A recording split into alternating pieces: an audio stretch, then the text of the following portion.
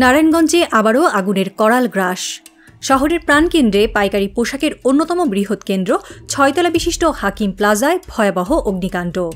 পুড়ে ছাই ৩০ লাখ টাকার সম্পদ, ব্যবসায়ীদের মাথায় হাত। আজ বুধবার সকালে হাকিম প্লাজার ৩য় তলায় মেসার্স ইফাত মিনি গার্মেন্টসে বৈদ্যুতিক গোলযোগ থেকে মুহূর্তেই জ্বলে ওঠে আগুনের লেলিহান শিখা। ২০০০ বর্গফুটের এই প্রতিষ্ঠানে আগুন দ্রুত ছড়িয়ে পড়ে। খবর পাওয়ার সাথে সাথেই মাত্র ২ মিনিটের মধ্যে ঘটনাস্থলে পৌঁছায় নারায়ণগঞ্জের মণ্ডলপাড়া ফায়ার স্টেশনের দুঃসাহসী কর্মীরা। সিনিয়র স্টেশন অফিসার মোহাম্মদ শাহজাহানের নেতৃত্বে মোট ৩টি ইউনিট ঝাঁপিয়ে পড়ে আগুন নেভানোর কাজে। সার্বিক তত্ত্বাবধানে ছিলেন উপসহকারী পরিচালক আবদুল্লাহ আল আরিফিন। আগুনের ভয়াবহতা এতটাই ছিল যে ৩য় তলায় ইফাত মিনি গার্মেন্টস সামগ্রী, বিপুল পরিমাণ সুতা, ফেব্রিক্স, তৈরি সালোয়ার কামিজ, আসবাবপত্র, ফ্রিজ, এমনকি বৈদ্যুতিক ওয়্যারিং ও মিটার সবকিছু পুড়ে ছাই।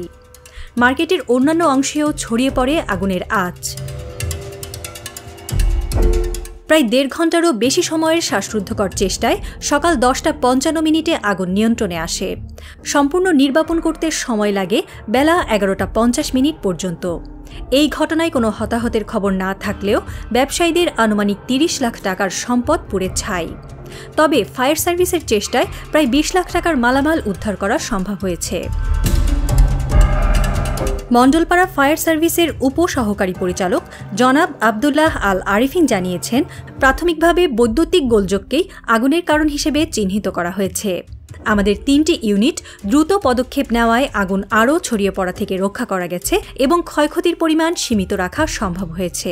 কিন্তু প্রশ্ন উঠছে, বারবার কেন এই দেওভোগ মার্কেট, এই ব্যবসায়ী পল্লীতে অগ্নিকাণ্ড? মার্কেটের অগ্নি নিরাপত্তা ব্যবস্থা কি আদৌ কার্যকরী? নারায়ণগঞ্জের সকল খবরের বিস্তারিত ও বস্তুনিষ্ঠ আপডেট পেতে চোখ রাখুন নারায়ণগঞ্জ সমাচারের পর্দায়। আমাদের সাথে থাকার জন্য ধন্যবাদ।